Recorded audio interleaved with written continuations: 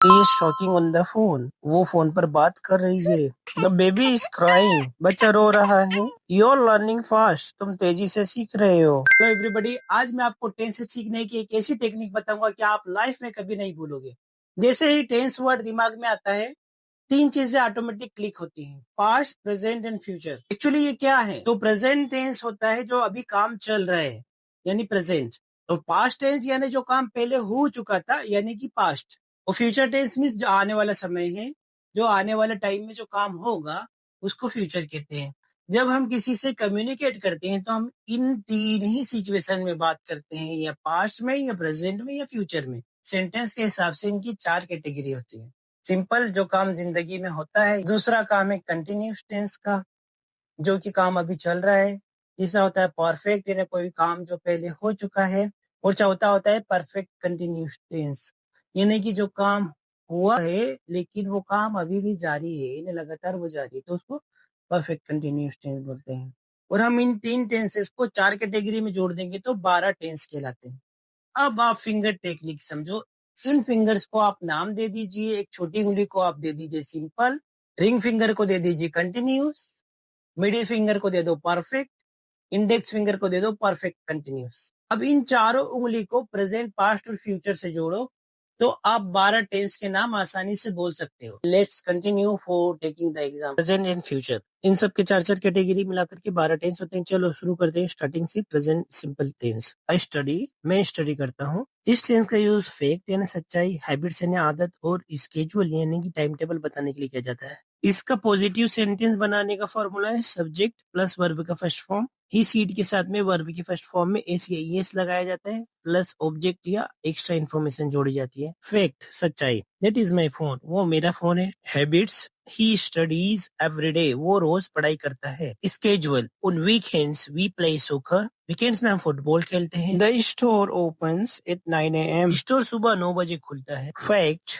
Water freezes at 0 degree Celsius, पानी 0 degree Celsius पर जम जाता है. Habits, I drink coffee every morning, मैं रोज सुबह कॉफी पीता हूँ. सी वॉक्स टू वर्क, वो काम के लिए पैदल जाती है. दे ईट डिनर एट 7 PM, वो रात का खाना 7 बजे खाते हैं. The train arrives at 6:30, train 6:30 बजे पहुंचती है. My brother plays the guitar, मेरा भाई गिटार बजाता है. We visit our grandparents every summer, हम हर गर्मी में अपने दादा दादी से मिलने जाते हैं. Present continuous tense. I'm studying, मैं स्टडी करता हूँ. We use this tense to describe actions that are happening right now.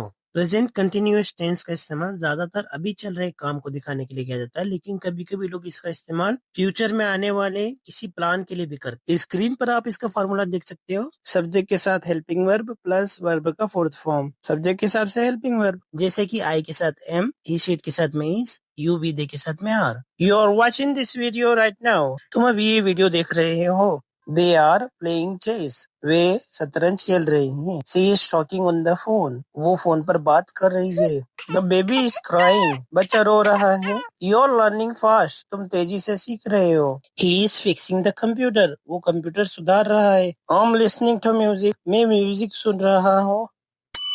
Next stop is present perfect. I have studied. We use this tense when talking about how a past action describes the subject now. Present perfect tense, जो काम हो चुका है लेकिन उसका असर अभी भी मौजूद है, उसके लिए यूज होता है. प्रेजेंट परफेक्ट का फार्मूला है सब्जेक्ट के साथ में हैज या हैव का यूज होता है, प्लस वर्ब का थर्ड फॉर्म यूज होता है. आई यू वी दे के साथ में हैव, ही शीट के साथ में हैज, उसके साथ में वर्ब का थर्ड फॉर्म यूज होता है. और याद रखें, हमेशा हैज और हैव के साथ में वर्ब का थर्ड फॉर्म ही यूज होता है. I have studied English for 3 years, मैंने 3 साल तक इंग्लिश पढ़ी है. पास्ट एक्शन, जैसे कि ये पास्ट का एक्शन था लेकिन उसका असर अभी दिख रहा है, यानी उसका एक्सपीरियंस मुझे मिल चुका है. सी हैज ईटन ब्रेकफास्ट ऑलरेडी, वो ऑलरेडी नाश्ता कर चुकी है, यानी वो नाश्ता कर चुकी है और अभी वो भूखी नहीं है. अगर आपको बताना हो कि वो काम हो चुका है और उसका असर अभी भी है, तो प्रेजेंट परफेक्ट टेंस का यूज होता है. He has lived there all his life, उसने अपनी पूरी जिंदगी वहीं पर बिताई. It is describing like he started living there in the past and still lives there now.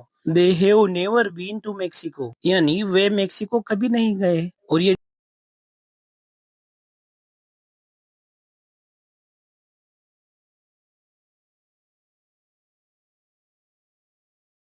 We have watched that movie before. हम वो मूवी पहले ही देख चुके हैं। I have finished my homework. मैंने अपना होमवर्क पूरा कर लिया है। It means I did all the homework and it's done now. Next present perfect continuous. I have been studying. मैं स्टडी पहले से करते आ रहा हूँ। इस टेंस का इस्तेमाल जब होता है जब काम हमने पास्ट में शुरू किया था और अभी तक हो रहा है वो काम, यानी उस काम का असर अभी भी जारी है। इसकी पॉजिटिव सेंटेंस बनाने का फॉर्मूला है सब्जेक्ट के साथ में हैज बीन या हैव बीन का यूज करते हैं और वर्ब का फोर्थ फॉर्म यूज होता है। आई यू वी दे के साथ में हैव बीन, ही शीट के साथ में हैज बीन का यूज होता है। I been studying Spanish for 8 years।